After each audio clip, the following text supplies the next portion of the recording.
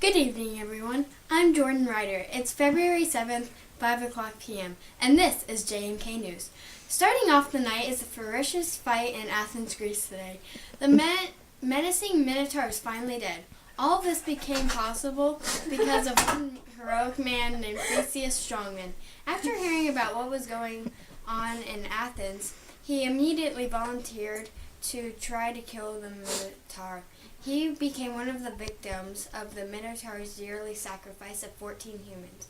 Apparently, Theseus found the Minotaur asleep and beat him to death with his bare hands. Wow. By doing this, Theseus freed millions of people. Hey, here's Theseus now. Hi, Jordan. Thanks for having me today. Oh, no problem. Glad you could make it. So, Theseus, what was your first thought that went through your head when you heard what was going on in Athens? I was just in awe of what I just heard, and within a second I knew that I had to do something. So I decided I should volunteer and try to kill the beast. And besides my cousins, Hercules, who was already caught up in this world record stuff, I was the strongest and most fit person to get the job done. Wow. Were you at all worried about what was going to happen when you fought the beast? Surprisingly, I wasn't. I knew that no matter how strong that beast was, nothing could compare to my strong and determined I was to kill that Minotaur. Amazing, just amazing. What kept urging you on during this quest? I never really thought about that, I guess. It was a thought that if I didn't go through with this, innocent people would be dying, and I could just not let that happen. How has this adventure impacted your life after you killed the Minotaur? Ever since I killed the Minotaur, I am considered a great hero among the people. It's actually kind of funny because I only killed him like 5 hours ago. Ha ha ha. Oh. Ha ha ha. Well, that's it for today. Thank you for coming. Oh, it was my pleasure. Goodbye. Goodbye. Well, that's tonight's big news story. Stay tuned to hear Jenna Segmiller's story. Hey, it's Jenna here. So, Jordan, I'm pitching with Janet. I'm here with the very one and only Janet Johnson, who got girls to play baseball with boys. It really showed how brave she is. She and her best friend, Richard Smith, got into a fight about how girls should or should not play baseball. And now the Southpaw League allows girls to play baseball with them. She had some words to say on this topic now. Janet, what was it like when your best friend Richard said no to you? Well, now that you mention it, it felt like he thought I was a weakling and very betrayed because of what he said. I really wish that I didn't have to fight for girls' equality in baseball. That's really important. I don't know if you ever saw the movie where girls got to play baseball when the boys were away at war. It's called A League of Their Own. But did anything like that movie push you to want to keep going? Yes, it did persuade me a little bit because I've seen the movie and the girl pitcher was amazing and I always wanted to prove that girls could do anything guys could do. Some people didn't believe in the girls, but girls are some of the strongest people in my opinion. I agree. The girl pitcher was awesome. But Janet, how did you persuade Richard into letting you guys play? Well, Did you guys talk face to face? We didn't actually talk face to face. We wrote notes to each other. I actually kept the letter where he does agree with me hung up on my wall. It means so much to me that he agreed to that. I gave him so many hints, like I said my batting average, which is .345 by the way, just so you know. And then I told in every letter that I pitch. Wow, that's really cool. So, Janet, you really stood up to him.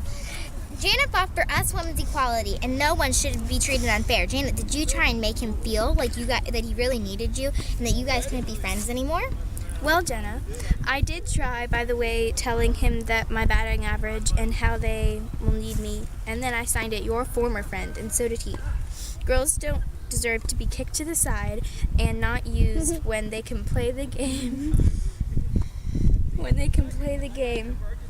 I really did notice that during some of the letters, he offered me positions when kids weren't there. But I always told him no because I wanted to be pitcher and nothing less. But Janet, if he never offered you pitcher, what would have happened? Why didn't you want to accept? I would have accepted it if I was in your position. Why didn't you do the same? Well, first off, Richard is someone who, once he sees you do good on something, you feel like you're stuck there. So then, if I went and played a different base for him, I would have betrayed myself, because then I would just be stuck there. If he never offered me pitcher, I might have went to another team, but I don't really know. I didn't like the other bases when I was younger, and that's why I wanted to be pitcher. When he told me the final offer, I placed on more deal, and he responded no to one person, and we worked it out, and now I'm the first girl pitcher in the Southpaw while more girls play baseball. Wow, girl power is something really amazing. Well, I heard you have a game later with Richard, and I was wondering if we can see you pitch.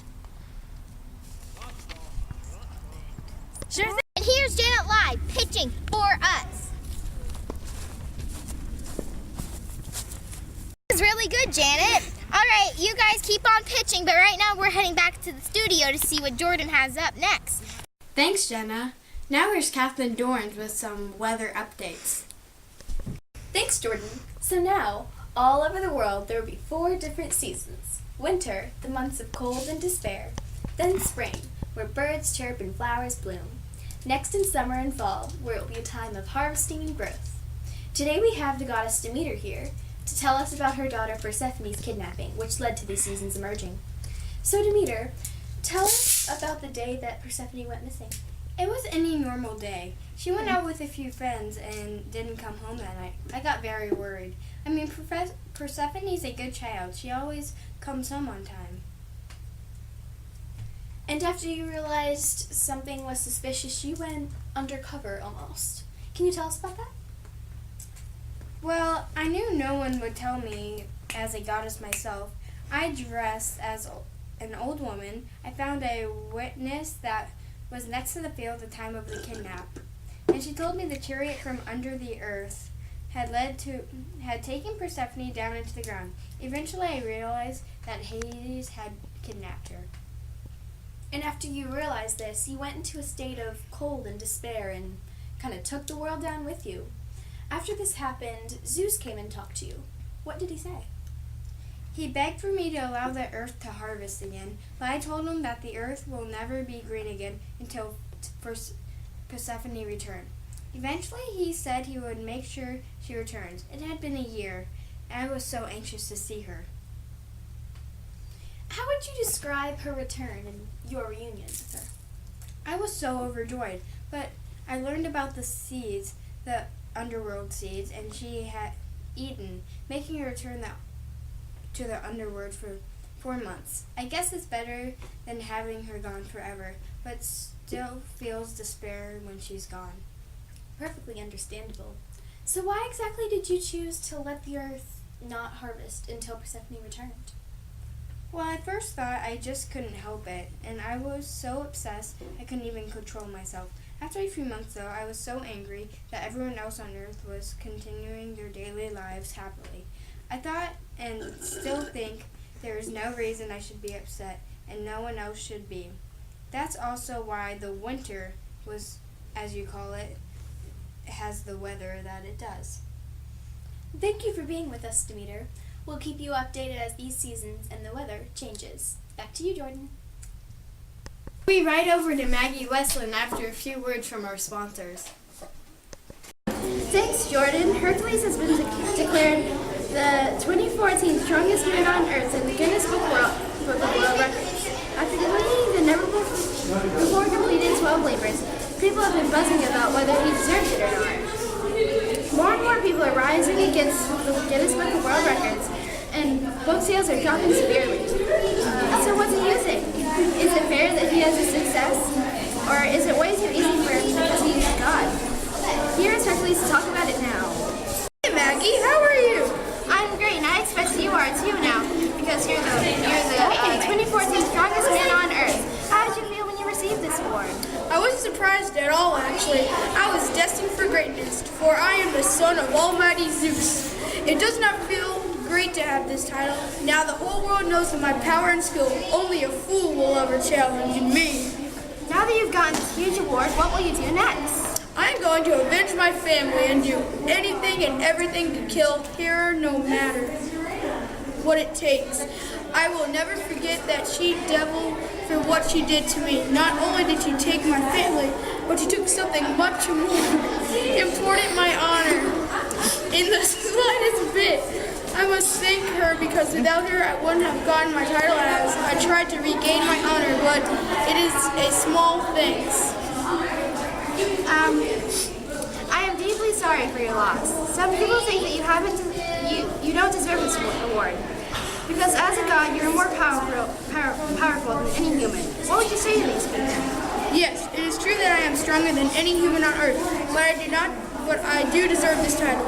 I did something that no one, not even a god, could do. I pushed myself and worked just as hard as a human trying to get this award. The 12 labors are the hardest thing that I have ever existed. I completed every single one. I accepted this from someone eventually now that I am so famous.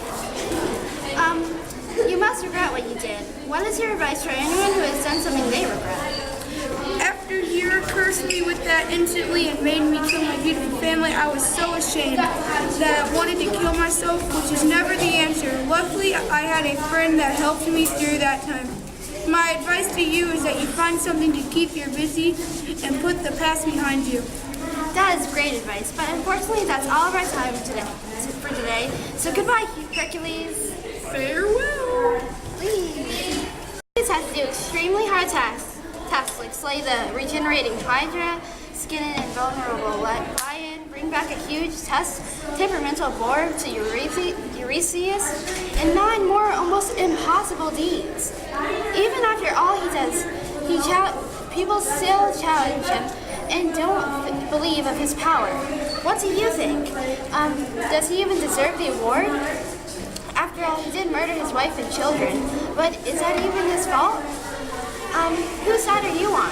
Vote for your side at www.jmknews/hercules.com. Back to you, Jordan. Well, that's all for tonight. See you tomorrow for more JMK News.